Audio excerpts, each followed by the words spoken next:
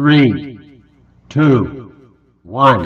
Hello, hello, hello! Welcome to another vlog, and for today's vlog is we are going to have a hairstyle tutorial. This is just so simple. It is what we call hair fall. Hairful? Hair fall? No. That's how you call it? Ano sa gana to? Dili hairful. Waterfall, waterfall, waterfall. Okay? Again.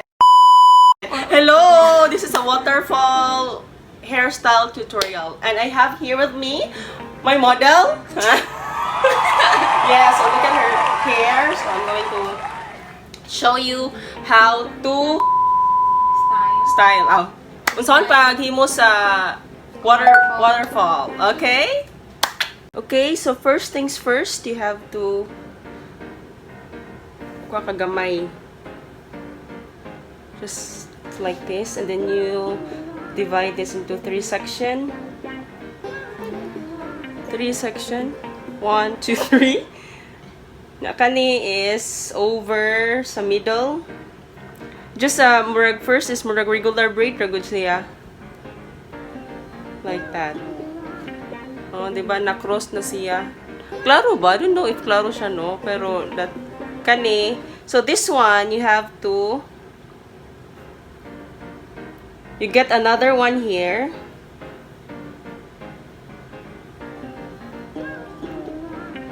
And then this one you just have to let it fall. Okay? And then you get another portion like that.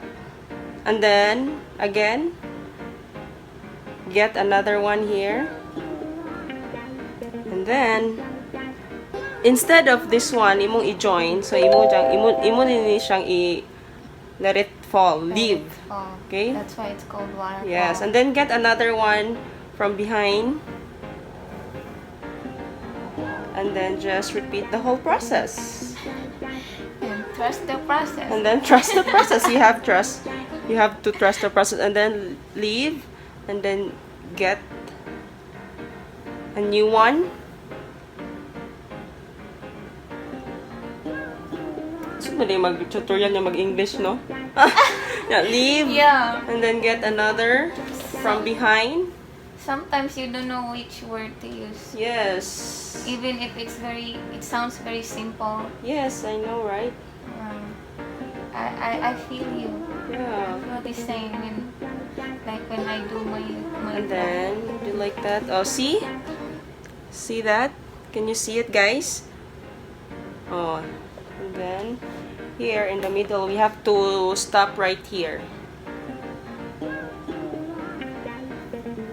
Why do you have to start for me? Oh, yes, because we're going to meet the end. Start another. Okay. Your scalp is so white. Yeah. Yeah. Is it good or bad? Good. It's good. No dandruff. No dandruff. Very healthy. Yes. So right here, we are on the middle already. You just have to make a regular braid. Okay. Regular braid is also called simple braid. It's a classic 3-strand braid where you divide your hair into 3 parts and then interlock them together into a neat braid. Okay. This is for everyday look, or if you want to have something new in your hairstyle, so you can do this. Okay, I think I'm gonna end it here. And then secure it with anything you have, a rubber kanang elastic band. Elastic band or any pony. Yes, anything. Rubber. Anything you can tie to your hair. Yes, anything that you can secure. But okay, so look at that. This is the finished product at this side right here. So now we are going to do her. what should I do? Okay, so right now we are going to braid the other side of her face. Of her face? Oh my god, you're gonna braid my face. Of her hair. Okay, just the same. And then section it into 3. And then just do regular braid.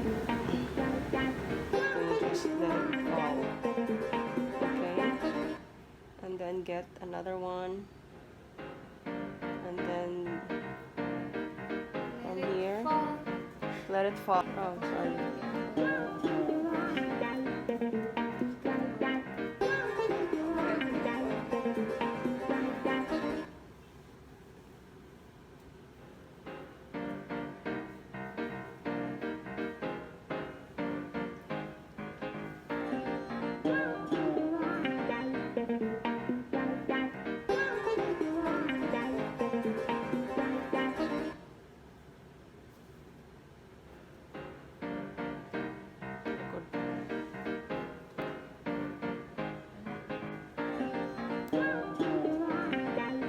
And then you have to do a regular braid after everything is done. Ay, sorry. And then just do the same with the other part.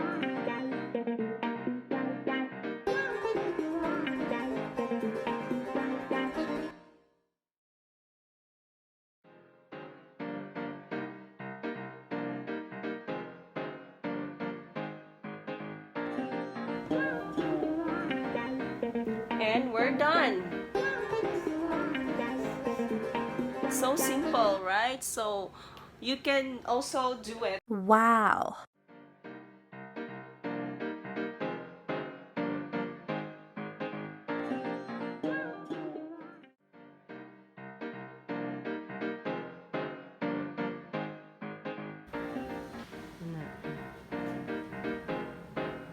That's it, guys. I hope you like my simple hair tutorial. See you in the next video. Charis!